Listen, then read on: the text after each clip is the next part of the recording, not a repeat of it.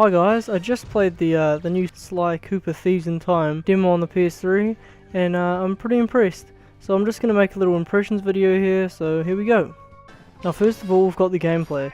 So it pretty much just keeps the same controls as the original trilogy. It doesn't keep any of the power-ups that was specifically in Sly 2 and 3, but it basically keeps the same controls that were in the first game. Now I noticed that Sly and Bentley's controls were a lot more responsive, especially noticeable with Bentley's start-stop wheelchair gameplay kind of stuff, where you have to move back and forth quite fast in the wheelchair. However, with Murray's gameplay, it feels a bit off for some reason. It's a bit sluggish. It takes more hits to kill the enemies with him as opposed to the other games.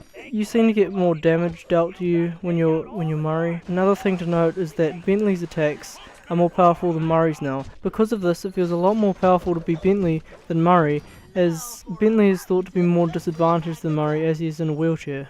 The new improved hacking game is a lot better than the previous games. It feels more responsive, the graphics are obviously a lot better, the animations, it feels a lot more fun, it doesn't feel as cheap as the original trilogy, so yeah. Nearing the end of the demo, there is a driving sequence where you're driving the van, and it's kind of out of place. The van's kind of driving forward, and you have to just move left and right, dodging like bushes and that, but you can crash into them, it doesn't really matter. It's kind of, I don't know, it's really scripted. If you get to a corner, it just turns. It's hard to explain. We didn't really get any Ancestor gameplay in this demo, although there has been gameplay for the Ancestors in different demos, which were exclusive to different demo sources. But I'm still impressed with the improvements they've made to the gameplay overall. But there's an arrow that shows up all the time that shows you exactly where to go, and it kind of removes some of the exploration and incentive to go exploring. There's also quick time events added into this game, I guess. When you're going in like as Sly, dropping down, you have to press circle to grab a sword. Also when you're Murray, you're pinned to the ground by all these enemies, and you just have to tap circle until he just rips them all off them. I thought it was quite fun, but if it's used too much, it could ruin the experience a bit. Another thing to note is the load times are a bit long, but they're not too bad. I guess if you skip the cutscenes, they're a bit longer as usual. Now on to the graphics. The graphics have been significantly improved, obviously because it's running on a new engine on a new console. The environments are very detailed and the character models are great. There's slight slowdown though when you look up as Sly sometimes. I'm not quite sure what's going on there. It shouldn't really do it considering the graphics. They're not. I wouldn't think they would be as power consuming as say Uncharted. Also, the Sly's tail animations are very fluid and smooth. They're very dynamic as well.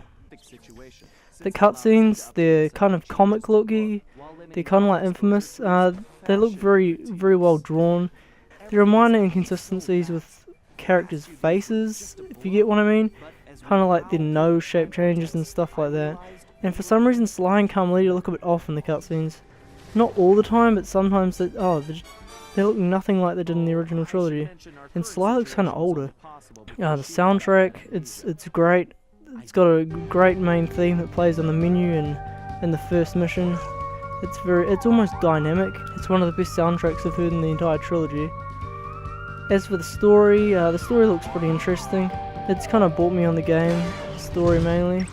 The dialogue is pretty funny, and there's a nice Back to the Future reference at the end of the demo, which I really enjoyed. Overall, the demo was a bit short, but I'd rather have more surprises when the game's released than spoiled in the demo, if you get what I mean.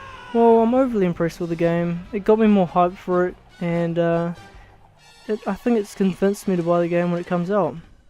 Righto guys, hope you enjoyed my impressions video, and I'll see you in the next video.